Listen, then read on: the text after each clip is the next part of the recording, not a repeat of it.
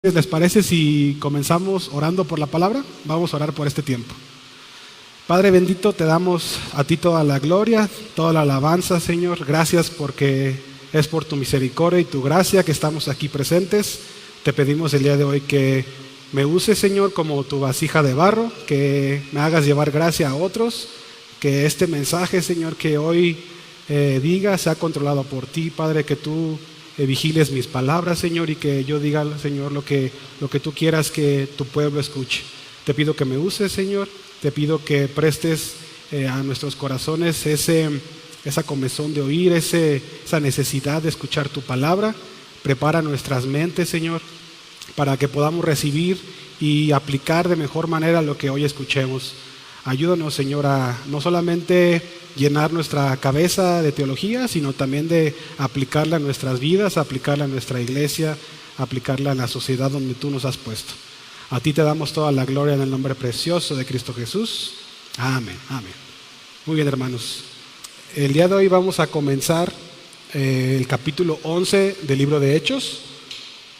El título de este sermón fue Una iglesia lista para escuchar y para convencer. Ahorita vamos a ver en qué pasajes nos estamos basando para decir esto, pero es muy importante que como iglesia podamos ser mejores oidores y mejores personas para convencer a los demás. Muy bien. Entonces, previamente en Hechos 10 me gustaría que viéramos algunos puntos. Recordemos que apareció este personaje Cornelio en el versículo 3, donde él tiene una visión, donde un ángel le habla. También tenemos a Cornelio que llama a Pedro a que traiga, le dice a sus hombres que traigan a Pedro a Jope, en el versículo 8. También tenemos a Pedro que tiene una visión donde habla de que Dios le dice que coma reptiles y cosas que se arrastran. Pedro se niega y Dios le dice que no se niegue porque eso ha sido purificado por el Señor.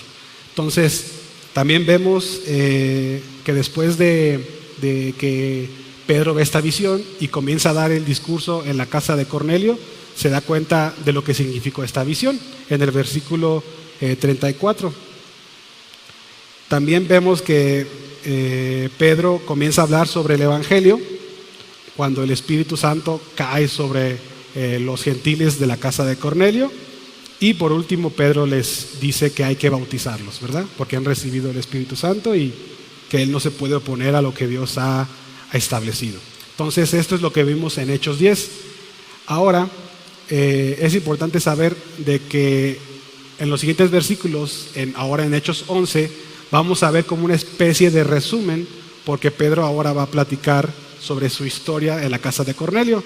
Sin embargo, vamos a tratar de ver algunos puntos que pudiéramos nosotros aplicar, no necesariamente repetir los del domingo pasado, sin embargo que sean de mucha bendición también. Entonces, vamos a ver que en el versículo 1 de Hechos 11 dice: los apóstoles y los hermanos de toda Judea se enteraron de que también los no judíos habían recibido la palabra de Dios. Así que cuando Pedro subió a Jerusalén, los creyentes judíos lo criticaron diciendo: entraste en casa de hombres incircuncisos y comiste con ellos. Aquí lo sorprendente es de que primero llegó el mensaje de que Pedro había comido con gentiles que Pedro. Si se fijan, voló el mensaje, o sea, llegó rapidísimo, ya se habían enterado todos los judíos y Pedro apenas había llegado. Entonces, eso es algo que me impresiona, cómo inmediatamente el mensaje llegó. Entonces, siguiente diapositiva, por favor. Entonces, hay un punto interesante donde los judíos cristianos dicen que por qué comieron con incircuncisos. Esto yo le llamo a estos judíos como defensores de la circuncisión. Entonces, es posible que en esta porción de la Biblia haya habido un grupo donde se pensara que los creyentes gentiles requerían circuncidarse para pertenecer al pueblo de Dios. También vemos que su principal objeción fue que Pedro comiera con hombres incircuncisos. Es decir, este grupo, su principal molestia fue el hecho de que compartiera la mesa. Ahora, recordemos de que el comer con alguien significa en estos tiempos y en aquellos, en muchas ocasiones significa estar de acuerdo con él. Es decir, cuando tú comes con alguien es porque tienes muchas cosas afín y estás de acuerdo en muchas otras cosas. Pero en este tiempo sí era muy marcado el hecho de que los judíos comieran con alguien gentil. Eso era muy, muy raro.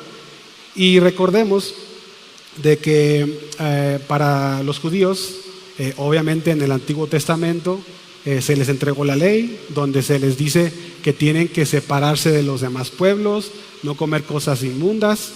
Sin embargo, yo creo que estas personas no recordaron lo que hizo Jesús, ¿verdad? Más adelante vamos a hablar de este punto, de qué hizo Jesús y qué es respecto a comer con pecadores. Sin embargo, aquí vemos de que este punto era algo muy importante para los judíos. El hecho de comer con alguien que no era de su pueblo era algo indigno. De hecho, a un grado muy, muy indignante. Y es por esta razón que los judíos cristianos no estaban de acuerdo en que Pedro hubiera comido con gentiles, en este caso la casa de Cornelio. Ahora, también dicen algunos teólogos de que dentro de este grupo de judíos creyentes que regañaron a Pedro, de alguna manera, algunos sí podrían pensar de que la salvación también estaba disponible para los gentiles, es decir, no estaban totalmente cerrados a que la salvación era para todos. Sin embargo, para ellos era muy importante que se judaizaran. O sea, para ellos la circuncisión, que era parte del judaísmo, era muy necesaria para pertenecer a ese pueblo. Y como podremos ver adelante en los capítulos de Hechos, en el primer concilio de Jerusalén, esto provocó una discusión entre los padres de la iglesia, de que si realmente los cristianos deberían circuncidarse para pertenecer al pueblo de Dios. Y esto es un tema que se dio en ese tiempo entre Pablo y Pedro y todos los que estaban ahí en ese concilio, que después lo vamos a ver en posteriores predicaciones. Pero no solamente se quedó ahí, este problema regresó, recordemos, en el libro de Gálatas, donde Pablo les amonesta a los gálatas de que estaban intentando circuncidar a los cristianos, porque para ellos era necesario eso. Sin embargo, sabemos que para ser salvos no necesitamos ningún tipo de obra, ningún tipo de circuncisión ni nada de eso. Sin embargo, esto era algo muy, muy importante para ellos. Ahora, yo quisiera, en siguiente diapositiva, por favor, que construyamos un puente. Un puente entre ellos, los judíos cristianos de este tiempo, y nosotros los gentiles. Ustedes dirán, pues, ¿qué puente puede haber? Yo no creo yo no creo en la circuncisión para ser salvo ni nada de eso. Sin embargo, me gustaría que viéramos la actitud primero de los judíos cristianos. Si se fijan, en cuanto vieron a Pedro, ¿qué fue lo que le hicieron? ¿Qué fue lo que le dijeron? Oye, ¿por qué comiste con los gentiles, con los circuncisos? O sea, yo creo que ni siquiera le dieron las buenas tardes ni nada. O sea, yo creo que lo vieron. Oye, Pedro, ¿qué andabas haciendo ahí comiendo con ellos? Oye, ¿qué estás haciendo? O sea, fíjense, ni siquiera Pedro yo creo que pudo haber explicado algo antes de que ya le estaban reclamando. Entonces, yo me pregunto como iglesia, a veces nosotros cómo reaccionamos cuando un hermano está haciendo algo que parece fuera de lo común. ¿Cuál es nuestra reacción? Ni siquiera platicamos con él, ni siquiera le pedimos una explicación.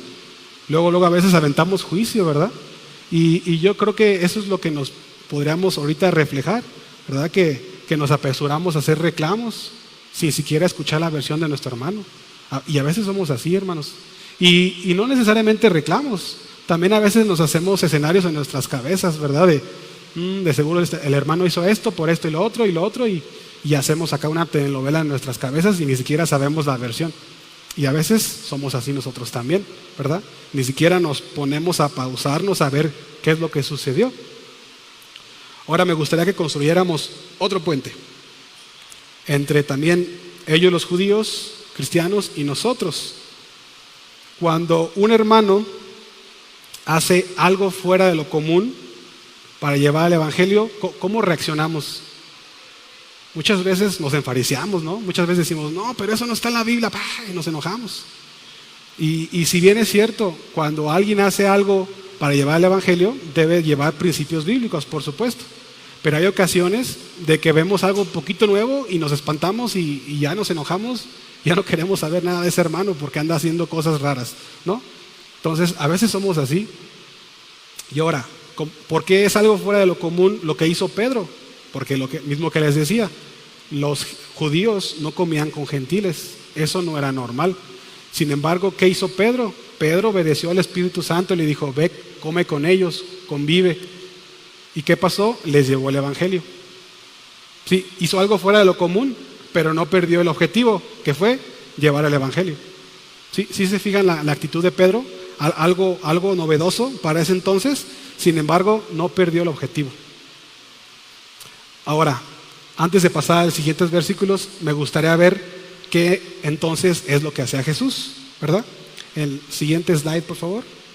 Podemos ver en Marcos 2, del 15 al 17, dice, mientras Jesús estaba a la mesa en casa de Leví, muchos recaudadores de impuestos y pecadores comieron con él y sus discípulos, pues ya eran muchos los que lo seguían. Cuando los maestros de la ley, que eran fariseos, vieron con quién comía, preguntaron a sus discípulos, ¿por qué come con recaudadores de impuestos y con pecadores? Al oír esto, Jesús contestó, no son los sanos los que necesitan médico, sino los enfermos, y yo no he venido a llamar a justos, sino a pecadores. Entonces, cuando vemos de que todos los pecadores, es decir, todos nosotros, tenemos la necesidad de escuchar el evangelio, pues si un hermano hace algo que suena poco común, sin embargo, él lleva el evangelio como es, sin diluirlo, sin cambiarle ni una sola letra, vemos que realmente el objetivo se está cumpliendo, ¿verdad? No requerimos hacer lo mismo siempre. Si hay una forma de innovar, es bueno, siempre y cuando no se pierda el objetivo, que es llevar el mensaje al pecador, ¿verdad? Que es llevar la medicina al enfermo, ¿verdad? Como las brigadas médicas que llevan medicinas, inyecciones a los que lo necesitan, no se lo llevan a la gente que está bien, ¿verdad? Entonces Jesús nos ponía el ejemplo y a los judíos de ese tiempo también les puso el ejemplo. Probablemente se les olvidó, ¿verdad? Pero Jesús les dijo, es que yo vengo a curar a los que se sienten pecadores, a los que se saben pecadores. Y es una cuestión de actitud. Entonces, simplemente Pedro estaba haciendo lo que Jesús había hecho antes. Entonces, vamos a ver los siguientes versículos. En Hechos 11:4 dice, entonces Pedro comenzó a explicarles paso a paso lo que había sucedido. Y Pedro comienza, yo estaba orando en la gran ciudad de Jope y tuve en trance una visión. Vi que desde el cielo descendía algo parecido a una gran sábana que, suspendida por las 4 puntas, bajaba hasta donde yo estaba. Me fijé en lo que había en ella y vi cuadrúpedos, fieras, reptiles y aves. Luego oí una voz que me decía, levántate, Pedro, mata y come. Repliqué, de ninguna manera, Señor, jamás se ha entrado en mi boca nada impuro o inmundo. Por segunda vez insistió la voz en el cielo, lo que Dios ha purificado, tú no lo llames impuro. Esto sucedió 3 veces y luego todo volvió a ser llevado al cielo. Aquí yo quiero recalcar algo muy importante. Siguiente diapositiva, por favor. La actitud de Pedro. Pedro, en lugar de enojarse con los judíos porque le estaban reclamando, sabiendo que Pedro hizo algo bueno, hizo algo que Dios le mandó a hacer, en lugar de ponerse así como esponjado y a reclamarles, decirles, no, pues ustedes son unos fariseos y ustedes no aman a Dios, ahí se ven. No. Pedro se quedó y les dio una explicación. Fíjense qué buena actitud de Pedro. Vemos un lado de la moneda, ¿verdad? Los que simplemente empiezan a pedir explicaciones y a reclamar sin escuchar al otro. Y vemos el otro lado de la moneda de Pedro, de que en lugar de enojarse y molestarse por eso, dice, les voy a explicar qué sucedió, porque yo sé que necesito también que ustedes comprendan ese mensaje. Entonces vemos que él tiene una diligencia, ¿verdad?, para explicar esto y sobre todo ganarse su aprobación, ¿verdad? Pedro sabía que lo que vendría después, que lo que vendría de llevar el evangelio a otros lugares, requería ayuda también. Pedro no iba a poder solo. Sin embargo, si quería Pedro que los demás se unieran a su equipo, pues requería su aprobación. Entonces ahí es cuando Pedro empezó a dar una explicación. Otra cosa importante, Pedro sabía que sus hermanos no habían pasado por el mismo proceso que él. Pedro entendía de que Dios no los llamó a ellos de la misma manera que Pedro fue llamado. Y por eso tuvo paciencia para explicarles y decirles, tuve una visión, me pasó esto, Dios me dijo que hiciera lo otro. Entonces vemos a Pedro muy enfocado en la causa, muy enfocado en hacer las cosas que Dios le pidió hacer y dar una explicación congruente. Ahora, otra cosa interesante, como lo que les decía hace rato, cuando se hace algo diferente, es muy normal que existan críticas. Cuando se hace algo fuera de lo común, es normal que esto exista. Sin embargo, siguiente punto, por favor. Necesitamos ser diligentes para explicar lo que hacemos e intentar ganar la aprobación de los demás. ¿Por qué? Porque a veces tú sabes entre Dios y tú que estás haciendo algo bueno, que es diferente, que a los demás a lo mejor no le va a gustar, y ves a las demás personas criticándote, y en lugar de convencerlas para ganarte su aprobación y que se unan a tu causa, ¿verdad?, y que te ayuden en ese proceso y para que te ayuden a lo que tú tengas planeado, pues muchas veces las personas dicen, yo lo voy a hacer solo entonces, ¿verdad? ¿Y qué pasa? Flaqueas, no llegas al objetivo, no haces lo que Dios te pidió porque te faltaron manos, te faltó fuerza, te faltó tiempo. Entonces, cuando nosotros requerimos hacer algo nuevo, siempre es bueno explicarlo, siempre es bueno dar una explicación al respecto y tratar de convencer a los demás para que se unan a esa causa, porque entre más manos colaboren en algo, va a ser una tarea más sencilla, ¿verdad? Va a ser una carga menor. Sin embargo, nosotros debemos intentar siempre dar esta explicación. Ya si las personas aún así siguen sin convencerse y siguen sin estar de acuerdo contigo, bueno, ya hiciste lo que te tocó hacer, explicarles, y se van a unir los que se tengan que unir. Y siempre es importante ver que cuando es algo que Dios te llama a hacer, va a ser algo congruente con su palabra, ¿verdad? Si Dios te llama a hacer algo novedoso, siempre va a ser congruente con sus principios bíblicos, ¿verdad? Dios nunca se va a salir de su forma de ser, siempre va a ser congruente, ¿verdad? Entonces, si tú estás seguro de esto, pues intenta hacerlo y convencer a los demás, y ya Dios irá poniendo esas respuestas en los corazones. Entonces, en el siguiente versículo, en el versículo 11, dice: en aquel momento se presentaron en la casa donde yo estaba 3 hombres que desde Cesarea habían sido enviados a verme. El Espíritu me dijo que fuera con ellos sin dudar. También fueron conmigo estos 6 hermanos y entramos en la casa de aquel hombre. Él nos contó cómo en su casa había aparecido aquel ángel que le dijo: manda a alguien a Jope para hacer venir a Simón, que también llamado Pedro. Él traerá un mensaje mediante el cual serán salvos tú y toda tu familia. Fíjense qué importante. Aquí me gustaría que recordáramos, siguiente diapositiva por favor, que recordáramos a Cornelio, el factor Cornelio.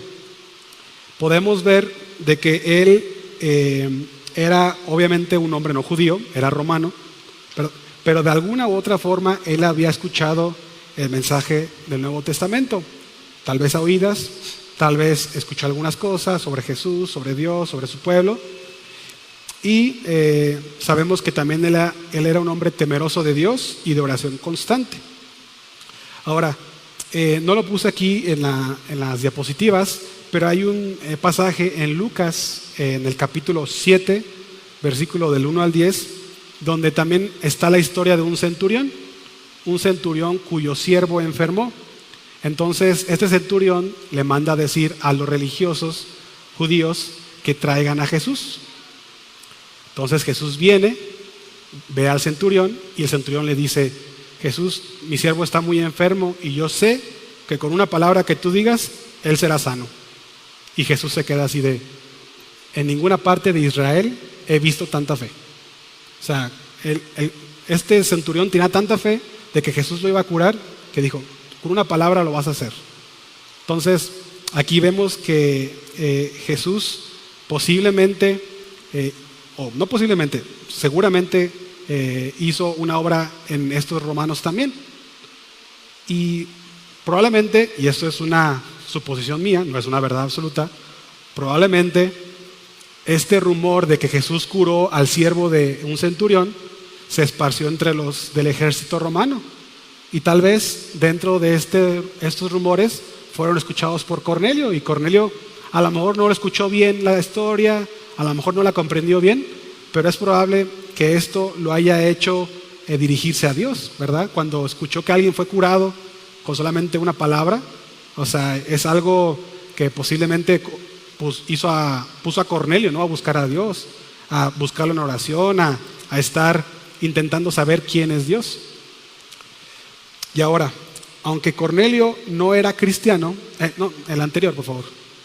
Aunque Cornelio no era cristiano y sus obras no lo hacían merecedor de la salvación, sabemos que Dios le daba un valor a su búsqueda.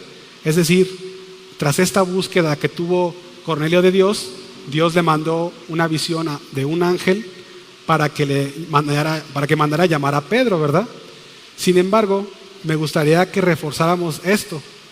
En el versículo 14, todavía no le cambien, por favor. Ahí déjenmela. Después, por favor. Ahí déjenmela tantito. Si se fijan en el versículo 14, el ángel le dice: él, Pedro, te traerá un mensaje importante mediante el cual serán salvos tú y toda tu familia. Es decir, que pese a que Cornelio buscaba a Dios, buscaba tener una oración constante, Dios en ninguna manera le dio la salvación por decreto, ¿verdad? Él le dijo: voy a enviar un hombre para que te dé el mensaje de salvación. Fíjense. Entonces, aquí vemos la actitud de Cornelio, que si bien su búsqueda por Dios, sus intentos por ver quién era Dios, sus buenas obras, que él hacía muy buenas obras, no lo hacían merecedor de la salvación, sí lo hacía un buen candidato. Y vemos en domingos anteriores donde el pastor nos decía: pues ¿qué Cornelio conoces, verdad? ¿Qué buen candidato a la salvación conoces tú? Pues igual nada más le falta que le prediques el evangelio y ya, ¿verdad? Entonces Cornelio era un buen candidato para esto. Entonces, ahora sí, siguiente diapositiva, por favor. Sabemos que buscar una respuesta de quién es Dios no salva en sí mismo, pero sabemos que es Dios preparando el camino para recibir el mensaje del evangelio. Y como les decía, Dios no salvó a Cornelio por decreto, lo salvó al escuchar el mensaje del evangelio. Entonces, siguiente diapositiva, por favor.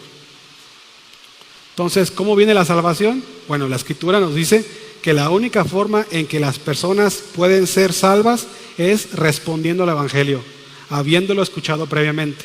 Y con escuchado me refiero también a habiéndolo leído. Vemos el caso de los gedeones, ¿verdad? Donde ellos ponen Biblias en hoteles, hospitales, y muchas personas han recibido el evangelio nada más de leer una Biblia del Gedeón. Entonces, vemos que también Dios puede llamar a las personas de esta forma, con tan solo leer un versículo. Sin embargo, alguien puso ese mensaje ahí, ¿verdad? Así como alguien te compartió el evangelio, Dios lo puso ahí para compartírtelo, pues también Dios puso a alguien para que pusiera esa Biblia y lo leyeras y lo vieras y comprendieras. Entonces sí vemos que hay alguien detrás. Obviamente es Dios que nos usa a nosotros, ¿verdad? Como su medio. Entonces, en la siguiente diapositiva, para ponernos en la escritura de cómo viene la salvación, vamos a ir a Romanos 10, del 9 al 10, y luego nos brincamos al versículo 13 y 14. Dice que si confiesas con tu boca que Jesús es el Señor y crees en tu corazón que Dios lo levantó de entre los muertos, será salvo. Porque con el corazón se cree para ser justificado, pero con la boca se confiesa para ser salvo. Porque todo el que invoque el nombre del Señor será salvo. Ahora bien, ¿cómo invocarán a aquel en quien no han creído? ¿Y cómo creerán en aquel de quien no han oído? ¿Y cómo oirán si no hay quien predique? Entonces aquí estamos viendo la importancia, ¿verdad?, de la predicación, la importancia del evangelismo, la importancia de llevar el mensaje, de que debe haber alguien dispuesto a llevar ese mensaje a una persona que no lo conoce. Y en este caso Cornelio recibió a Pedro, quien fue el que le envió el mensaje. Entonces es muy importante entender esto, que la salvación es por creer en Jesús. Prosigamos en los versículos. En el versículo 15 de Hechos 11 dice: cuando comencé a hablarles, el Espíritu Santo descendió sobre ellos, tal como al principio descendió sobre nosotros. Entonces recordé lo que había dicho el Señor: Juan bautizó con agua, pero ustedes serán bautizados con el Espíritu Santo. Por tanto, si Dios les ha dado a ellos el mismo don que a nosotros, al creer en el Señor Jesucristo, ¿quién soy yo para pensar que puedo estorbar a Dios? Entonces, vamos a ver algunos detalles adicionales a Hechos 10 que habíamos visto el domingo pasado, que pueden ser algo interesantes. Siguiente diapositiva, por favor. Podemos ver en el versículo 12 un detalle extra. Dice que había otros 6 hermanos con Pedro, algo que no sabíamos en Hechos 10. Dice, y había otros 6 hermanos conmigo. Ahora, ¿por qué es importante este detalle? Porque Pedro va a llevarles el mensaje a los judíos no cristianos de lo que sucedió en casa de Cornelio. Sin embargo, recordemos que en estos tiempos, para que una historia se considerara verdadera, necesitábamos testigos, ¿verdad? El testimonio era muy importante. ¿Y qué hizo Dios? Se aseguró de que fueran 6, no solamente 2 o 3, que fueran 6 junto con Pedro, que pudieran corroborar la historia de lo que pasó en la casa de Cornelio. Entonces, esto nos puede ayudar a nosotros para comprender de que lo que sucedió en casa de Cornelio no solamente lo platicó Pedro, sino que 6 personas lo vieron y 6 personas dieron fe de lo que sucedió ahí. Entonces esto es muy importante, este testimonio. Ahora también Pedro implícitamente menciona que el Espíritu Santo descendió sobre Cornelio, ¿verdad? Entonces, sobre Cornelio y los suyos, cuando comenzó a hablar. Entonces aquí Pedro está haciendo como una mini comparación con el evento de Pentecostés en Hechos 2. Y lo podríamos decir que fue como un mini Pentecostés gentil, ¿verdad? Porque fue la primera vez que cae el Espíritu Santo sobre gentiles al mismo tiempo, en la casa de Cornelio. Obviamente Pentecostés entre comillas, pero digamos que es una parte interesante, ¿verdad?, de cómo Pedro observó lo que sucedió en ese momento, ¿verdad? Entonces, para estar tranquilos de que los gentiles, o sea, nosotros también somos, también estamos, digamos, o tenemos la disponibilidad, ¿verdad?, de creer en el Evangelio, aunque no seamos judíos. Jesús nos muestra que el mensaje era para todos. Cuando vemos Juan 4, del 1 al 42, vemos el pasaje de la mujer samaritana y que Jesús predica en Samaria. Sabemos que el mensaje era también para los no judíos. Y aunque sabemos que antes la parte de Samaria era el pueblo de Israel, el pueblo de Dios, después del exilio, muchos samaritanos que fueron exiliados al norte y después que regresaron a sus tierras, pues habían perdido su cultura judía, habían perdido su cultura como pueblo de Dios, se habían mezclado con otras culturas paganas, y para los judíos este pueblo de Samaria ya no se consideraba como un pueblo de Dios, sino como un pueblo pagano, de alguna otra manera, porque ya habían perdido sus costumbres. Sin embargo, Jesús va con ellos. ¿Por qué? Porque Jesús sabe que ellos también necesitan el Evangelio, aunque ya no se les considerara como parte del pueblo. Ahora, Jesús también predicó a los gerasenos, que era una población mayormente poblada, valga la redundancia, por griegos. Esto lo podemos ver en Marcos 5, del 1 al 20. Entonces, ahí Jesús le está ministrando también a griegos. Y en Lucas 7, del 1 al 10, el pasaje sobre el centurión y su siervo que estaba enfermo, también es una forma en la que Jesús sana a gente que no se consideraba judía. Sanó a alguien romano, a un sirviente. Entonces podemos ver de que el mensaje no solamente era para los judíos, sino que Cristo se enfocó en que el mensaje fuera para todos.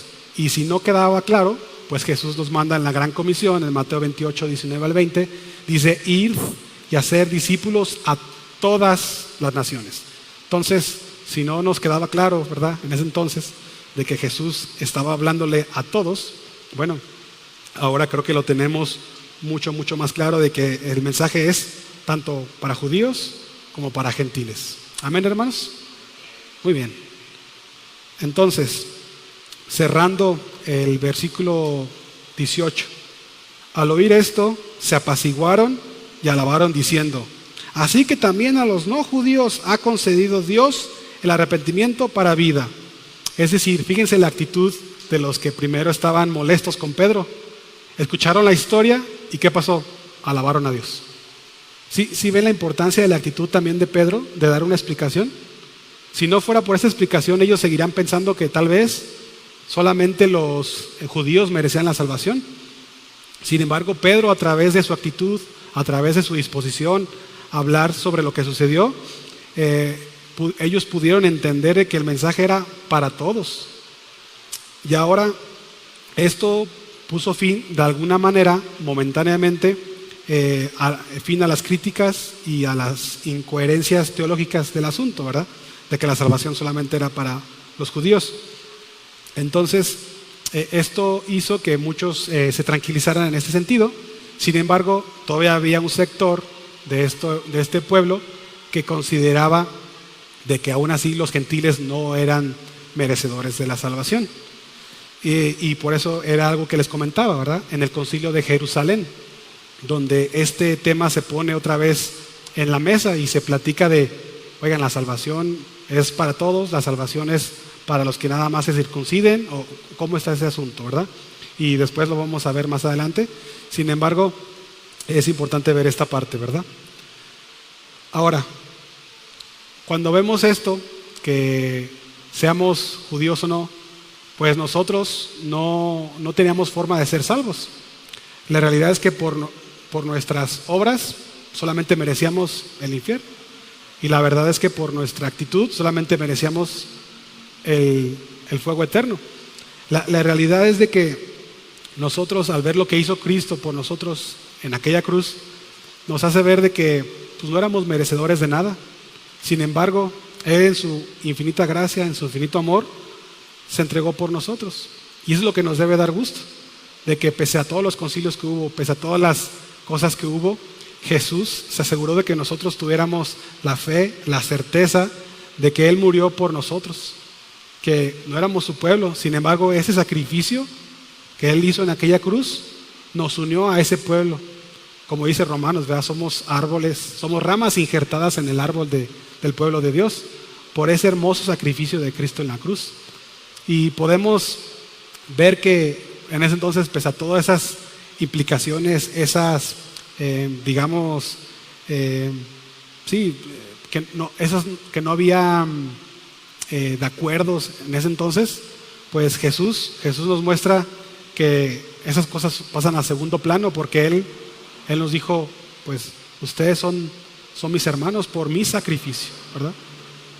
Yo soy su hermano mayor, pero ahora ustedes son hijos de mi Padre por mi sacrificio, ¿verdad? Ahora no importa si eres gentil, si eres judío, o sea, la salvación está disponible para todo aquel que confiesa su poderoso nombre. Amén, hermanos. Ahora, me gustaría que concluyéramos con 4 puntos, así rapidísimo para acabar. Dice: no hay que apresurarnos a exigir explicaciones sin antes conocer o entender todo el contexto. Es muy importante esto, como lo que les decía. Si vemos algo que se sale de nuestra área de confort, de lo que pensamos, hay que ver por qué, ¿verdad? No hay que empezar a molestarnos sin siquiera saber qué es lo que está sucediendo. Ahora, necesitamos aprender a escuchar a otros, porque a veces pues estamos enojándonos, molestándonos por algo y ni siquiera hemos escuchado lo que esa persona tiene que decir. Y lo importante es de que si esa persona que está haciendo algo fuera de lo común, algo novedoso, lo hace para la gloria de Dios y para llevar el Evangelio, pues hay que unirnos, ¿verdad? No hay que estar ahí criticando, hay que unirnos. Y si vemos que es algo para el Señor, hay que unirnos como iglesia. Ahora, sabemos que una actitud como la de Cornelio no salva en sí mismo, ¿verdad? Sin embargo, sabemos que hay personas que Dios está preparando sus corazones. Y es ahí donde nosotros ya no tenemos pretexto. No tenemos pretexto bajo ninguna circunstancia, pero mucho menos cuando vemos que alguien dice, esta persona vive como un cristiano, pero no conoce a Cristo. O sea, que pues, hay que predicarle, ¿verdad? Que si nomás le falta eso, hay que llevarle el mensaje de Cristo. Y ahora, el último punto es de que le debemos dar gloria a Dios, que la salvación está disponible para todas las naciones y para todo aquel corazón que se arrepienta. Amén, hermanos. ¿Sí? Vamos a orar, vamos a darle gracias a Dios por este momento. Padre bendito, te damos gracias por tu bondad, tu misericordia.